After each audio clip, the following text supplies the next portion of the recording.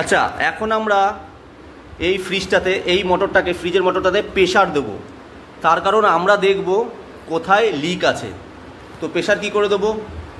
আমরা কম্পাউন্ড গেজের পাইপটা কি করেছি, চার্জিং লাইনে লাগিয়ে নিয়েছি, ঠিক আছে। এবং এই যে মিটারটা দেখছেন, মিটার গেজের প্রেশারের সাইডটা আমরা বন্ধ করে দেবো, কারণ এই সাইডটা আমার এখন প্রয়োজন নেই।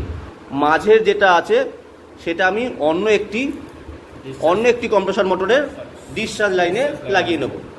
তো ডিসচার্জ লাইন দিয়েও প্রেশার ছাড়বে, সেই প্রেশারটা আমার এখান থেকে গিয়ে এটা দিয়ে এসে এই মোটরের চার্জিং লাইনে যাবে, গিয়ে পুরো সিস্টেমটাতে হাওয়াটা ঢুকে যাবে। তো এই হচ্ছে আমাদের কাটা এখন জিরোতে আছে, বোঝাতে পারছি। তো এটা আমরা খুলে রাখবো, হ্যাঁ, এই সাইডটা, আর এই সাইডটা আমরা খুলে রাখবো, এই সাইডটা আমরা আটকে রাখবো। চলো এবারে আমরা প্রেশার দেবো। এই মোটর দিয়ে প্রেশার দিচ্ছি।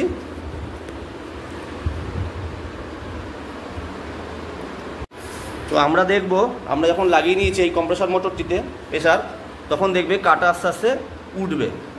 আমরা দেখতে পাচ্ছি কাটা উঠছে, এই 10-এ উঠে 20-তে যাচ্ছে, 20 দিয়ে এবার 30-এর দিকে যাচ্ছে, 30 দিয়ে এবার 40-এর দিকেও যাবে।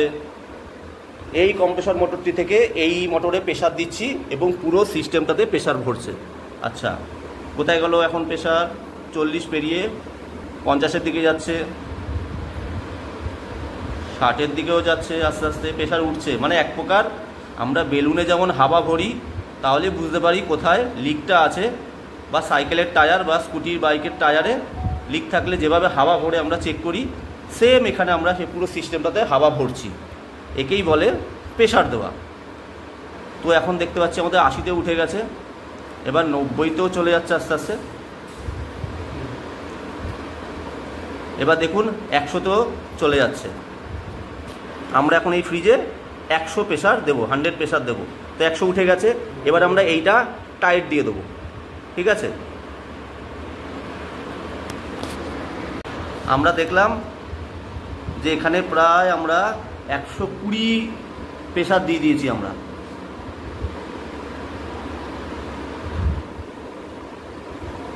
এবার সিস্টেমে আমরা হাওয়া ভরে দিয়েছি। যদি কোথাও লিক থাকে তাহলে এই যে জয়েন্টগুলো আছে যেখানে আমরা ঝালাই করেছি, এই জয়েন্টগুলো থেকে হাওয়া বেরোতে থাকবে এবং কাটা কিন্তু আস্তে আস্তে নামতে থাকবে। তো আমাদের এই সময় কাজ হবে কাটাটাকে নামছে কিনা দেখা, প্লাস শ্যাম্পু ফেনা করে কি করব, একটা স্পঞ্জ নিয়ে সেই ফেনাটা আমরা এই জয়েন্টগুলোতে ধরবো। যেহেতু কাটা এখনও নামছে না, তাই আপাতত দৃষ্টিতে মনে হচ্ছে কোথাও লিক নেই। তো আমরা কি করেছিলাম বললাম যে এই কম্প্রেসর মোটর দিয়ে হাওয়া দিয়ে, এই ইয়েলোর পাইপটা দেখছেন, এটা দিয়ে হাওয়া ভরে এই ব্লুটা দিয়ে আমরা এই কম্প্রেসর মোটরে হাওয়াটা দিয়েছি। এবং এই হাওয়া কি করছে, পুরো ডিসচার্জ লাইন দিয়ে হাওয়াটা ঢুকে পুরো সিস্টেমে হাওয়াটা চলে গেছে, হাওয়া ভরেছি। এইকেই বলে প্রেশার দেওয়া। কাটা দেখলাম দাঁড়িয়ে আছে, এই যে ওয়েটটা করছি, নর্মালি এই ওয়েট করব আমরা কমসে কম 15 থেকে 20 মিনিট ওয়েট করব।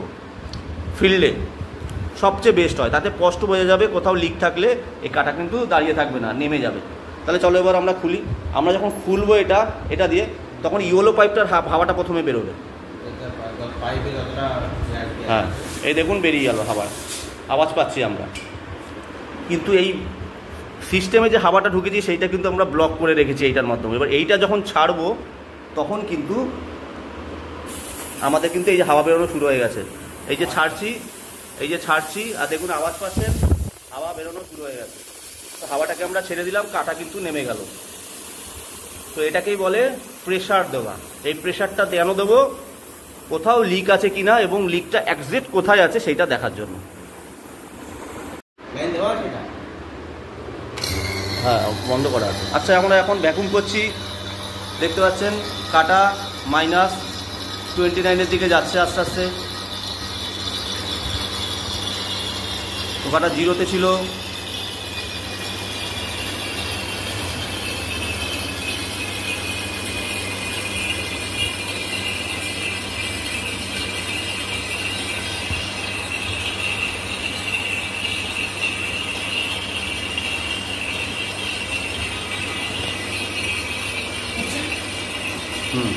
30-এর একটু আগে দাঁড়ান, -20 দাঁড়িয়ে, কি 30-এর একটু সোজাসুজি দেখতে পাবেন, এভাবে দেখলে মনে হবে কি 25-এ দাঁড়িয়ে আছে, এই স্ট্রেট এভাবে দেখতে হবে, তাহলে দেখতে বুঝতে হবে।